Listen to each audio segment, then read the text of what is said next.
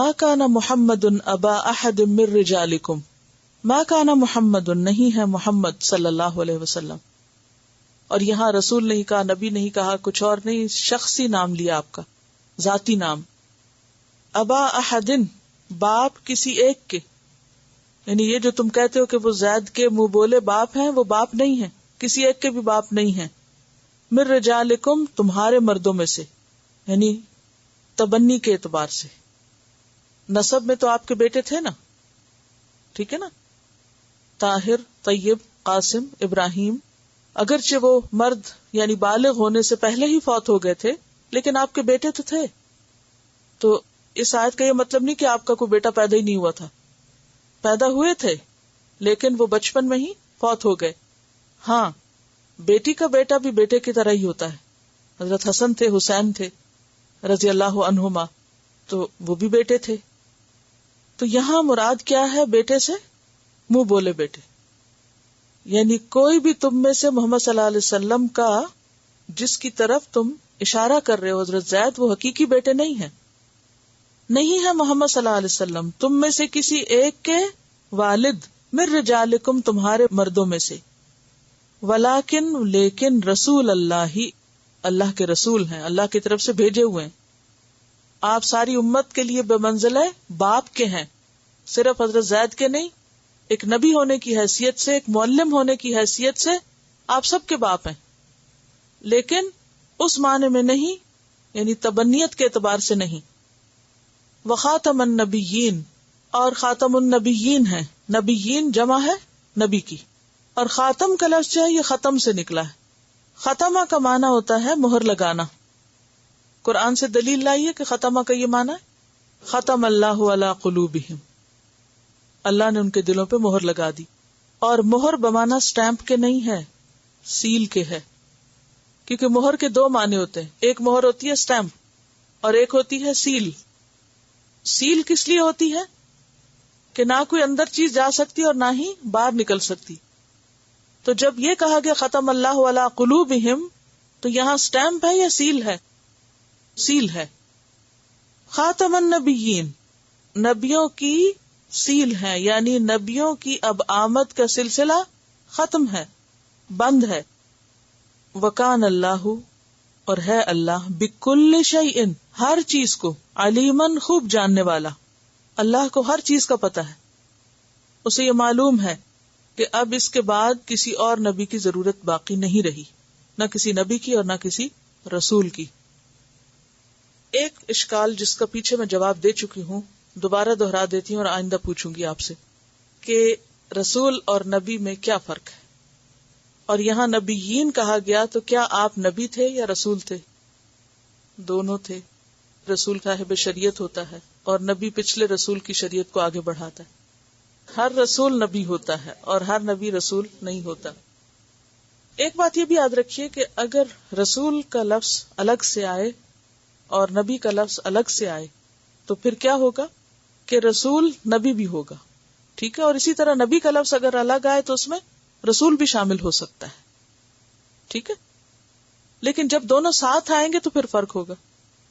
جیسے ایمان اور اسلام کا لفظ اگر الگ الگ آتے ہیں تو معنی اور بنتا ہے، لیکن اگر دونوں ساتھ آتے ہیں تو معنی اور بنتا ہے، ٹھیک ہے نا. یعنی اگر فقیر کا لفظ اور مسکین کا لفظ الگ الگ آئے تو معنی اور ہوتا ہے، اور اگر کٹھے آئے، فقیر اگر الگ سے آئے تو اس میں مسکین شامل ہوتا ہے، لیکن اگر فقیر اور مسکین آمنے سامنے آئے تو فرق ہوتا ہے. تو اسی طرح اگر ایمان کا لفظ الگ آئے تو اس میں اسلام شامل ہوتا ہے، اسلام کا لفظ الگ آئے تو اس میں ایمان شامل ہوتا ہے. لیکن اگر ایمان اور اسلام ایک ہی جگہ پر آ جائیں تو پھر دونوں میں فرق کیا جاتا ہے. تو یہاں چونکہ نبیین آیا ہے تو اس میں رسول بھی شامل ہے، یہ ایک عام لفظ ہے. ویسے رسولوں کی تعداد 300 سے کچھ اوپر ہے جو حدیث سے ہمیں پتہ چلتی. 25 کا ذکر قرآن پاک میں ہے، اور جو قرآن پاک میں انبیاء آئے ہیں وہ سارے کے سارے رسول تھے، اور ان میں سے اولو العزم کون ہے؟ 5. اور وہاں بھی کیا آیا؟ نبی کا لفظ آیا یا رسول کا آیا؟ وَإِذْ أَخَذْنَا، پیچھے پڑھے نا آیت، مِنَ النَّبِيِّينَ آیا نا. تو پھر آپ دیکھیں پھر وہاں کیا مراد ہوگا نبیین سے؟ رسول بھی شامل ہے اس میں، ٹھیک ہے. وَخَاتَمَ النَّبِيِّينَ، آپ خاتم النبیین ہیں، یعنی تمام انبیاء اور رسل کی سیل ہیں، نہ کوئی اور نبی اور رسول آئے گا. اب یہ جو ہم کہتے ہیں کہ عیسیٰ علیہ السلام آئیں گے، تو کیا اس سے وہ سیل ٹوٹ نہیں جاتی؟ کیوں؟ نئی نبوت نہیں ہوگی. وہ یاد رکھیے کہ وہ کوئی نئی نبوت لے کر نہیں آئیں گے اور نہ ہی کوئی نبوت کی تجدید کریں گے، بلکہ نبی صلی اللہ علیہ وسلم کی شریعت ہی کو فالو کریں گے. ٹھیک ہے؟ تو اس لیے اس بات کو اچھی طرح سمجھنے کی ضرورت ہے. حضرت عیسیٰ علیہ السلام جو کام بھی کریں گے وہ آپ صلی اللہ علیہ وسلم کی سنت کے مطابق ہوں گے یا اس کے تابع ہوں گے، اور اس پر قرآن کی گواہی بھی موجود ہے، براہ راست بھی اور بالواسطہ بھی. براہ راست گواہی یا دلیل کیا ہے کہ نبی صلی اللہ علیہ وسلم آخری رسول ہے؟ یہ آیت وَلَٰكِن رسول اللہ وخاتم النبیین. ٹھیک ہے؟ اچھا، اب آپ دیکھیں انڈائریکٹ دلیل کیا ہے، بالواسطہ دلیل کیا ہے کہ آپ صلی اللہ علیہ وسلم آخری رسول ہے یا آخری نبی. یہ دلائل آپ کو پتہ ہونے چاہیے. میں بہت لمبی تفسیر نہیں کروں گی آج، اس کی بہت مختصر کروں گی، لیکن جو دلائل دوں گی وہ چاہوں گی کہ آپ کو یاد رہیں. نبی صلی اللہ علیہ وسلم آخری نبی ہیں، اس کی دلیل قرآن مجید سے لائیے، یہ آیت بولیں گے. ٹھیک ہے؟ اور خاتم لفظ کا معنی آپ کو پتا ہونا چاہیے، اور اس لفظ کی وضاحت کے لیے آیت یاد ہونی چاہیے، ختم اللہ علی قلوبہم. کیونکہ بہت سے لوگ کیا کہتے ہیں کہ وہ سٹیمپ ہیں جن کی سٹیمپ سے اور نبی آئیں گے، یعنی آپ خاتم النبیین ہیں اور آپ نبیوں کی سٹیمپ ہے اور آپ کی سٹیمپ سے اور نبی آ جائیں گے. تو یہ معنی کیسے بنے گا؟ قرآن میں تو ختم اللہ علی قلوبہم کا معنی کیا بنتا ہے کہ ان کے دلوں پر مہر ہے یا سٹیمپ ہے اور اس سے اور بہت کچھ نکلے گا، یہ تھوڑی معنی ہے اس کا. ٹھیک ہے نا؟ تو ختمہ کا معنی کیا ہے؟ سیل. ٹھیک ہے، کچھ بھی نہیں اور نکلے گا. اچھا، یہ تو ہے ڈائریکٹ دلیل. انڈائریکٹ دلیل کیا ہے؟ قرآن ہی کے اندر موجود ہے. دین مکمل ہے یا نہیں؟ انا نحن نزلنا الذکر وانا لہ لحافظون. کتاب محفوظ ہے نا، شریعت محفوظ ہے، کسی اور نبی کی ضرورت ہے؟ بات ختم. زیادہ بحثوں کی ضرورت ہی نہیں، نہ ادھر ادھر کے دور پار کے معنی لانے. کسی نئے نبی کی تو ضرورت تب ہوتی ہے کہ جب پچھلی تعلیمات بھلا دی گئی ہوں. رسول تب آتا ہے کہ کوئی نئی کتاب اس کو لانی ہے. کتاب بھی موجود ہے، شریعت بھی موجود ہے، تعلیمات سب صاف ستھری موجود ہیں، کام ختم ہو چکا ہے، دین مکمل ہو چکا ہے. تو کسی نئے دین کی، شریعت کی، کسی اور چیز کی ضرورت نہیں ہے. اسی کو لو، اسی کو پڑھو اور اسی سے ہی آگے چلو. دروازہ بند ہو چکا ہے. اس پر یہ قرآن سے دلائل ہے. بہت سی احادیث تواتر کے درجے میں موجود ہیں کہ آپ کے بعد کسی نبی کی ضرورت نہیں. اور اس کے بعد اجماع امت بھی ہے اس پر. اجماع امت کا کیا معنی ہوتا ہے؟ امت کے علماء اس پر جمع ہیں کہ آپ صلی اللہ علیہ وسلم کے بعد کسی رسول نہ کسی نبی کی ضرورت ہے ہی نہیں، نہ کوئی آئے گا.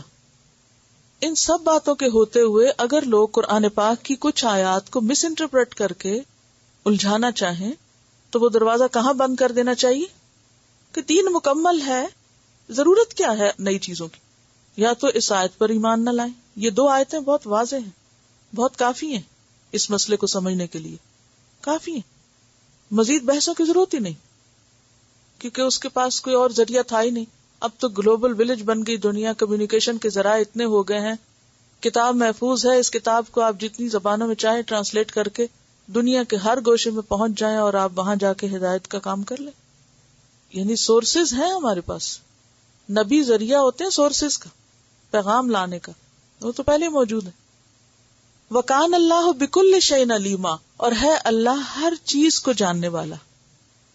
کل شیء، کل میں کیا کیا آتا ہے بتائیے ذرا لسٹ. ذرا کل کے لفظ پہ غور فرمائیے. وَكَانَ اللَّهُ بِكُلِّ شَيْءٍ عَلِيمًا، اللہ ہر چیز کا پتہ ہے. بتائیے کوئی اور جس کو ہر چیز پتہ؟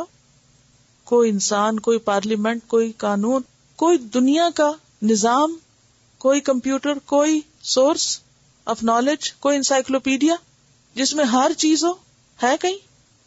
تو پھر اللہ کو چھوڑ کر اوروں پہ اعتماد کس لیے؟ وَكَانَ اللَّهُ بِكُلِّ شَيْءٍ عَلِيمًا، ہر چیز کو جاننے والا ہے. لہذا اس نے جو ہدایت دے دی ہم کو اور جو کچھ ہمیں پہنچا دیا، اس کے بعد اب کسی اور کی ضرورت نہیں. بیسیکلی تو یہ آیت بھی بنیادی طور پر نکاح زینب رضی اللہ تعالی عنہا کے ہی سلسلے میں نازل ہوئی کہ حضرت زید کی متعلقہ سے نکاح جائز ہے کیونکہ وہ محمد صلی اللہ علیہ وسلم کے حقیقی بیٹے نہیں ہیں، وہ تو اللہ کے رسول ہیں. اور کس لیے ان سے نکاح کروایا جا رہا ہے؟ کیونکہ خاتم النبیین، آگے کسی اور نے آنا نہیں، اس رسم کو یہی توڑنا ہے، اس کی اصلاح یہی کرنی ہے. لہذا اللہ کو سب کچھ پتا تھا تو اس نے آپ کے ذریعے یہ حکم اسٹیبلش کر دیا ہے.